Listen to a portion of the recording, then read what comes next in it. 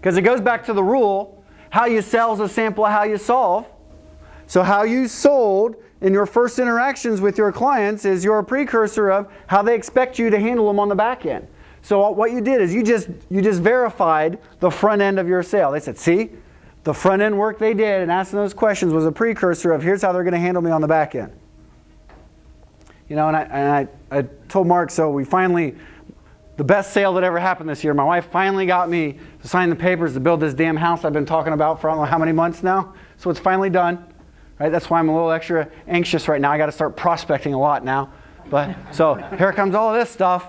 So the guy says to us, all right, as we're getting ready to go through this build process, what expectations do you guys have, Mr. and Mrs. Prickel, so I can make sure that this is a good experience for you? And my wife's been driving this project since day one. So he obviously looked straight at her first. And then I chimed in and I said, well, I'll tell you what. I said, Todd, if how you sell is a sample of how you solve, don't change anything. You went, what? I said, well, let me ask you a couple questions. This is how I'm so demented. Let me ask you a couple questions, right? Because I wanted him to discover the answer here. So Marty, let me ask you a couple questions.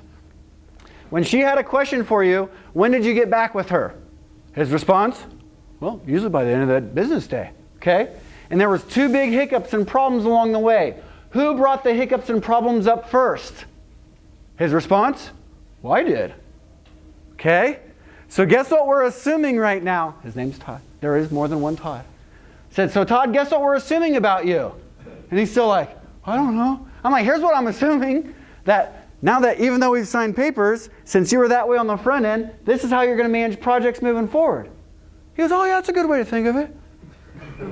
Yeah. Because how you sold is you're not going to be an absolute disaster on the front end and then not do most of the same things on the back.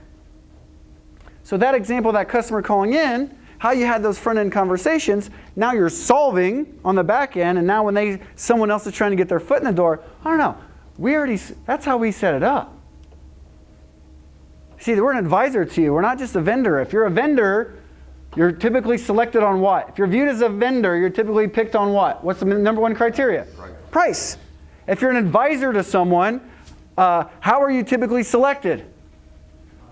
It's trust and confidence. And now you're not just a piece of the process, you're in it with the process with them. And we're going to talk about business owner mentality on some other things today. So, good point.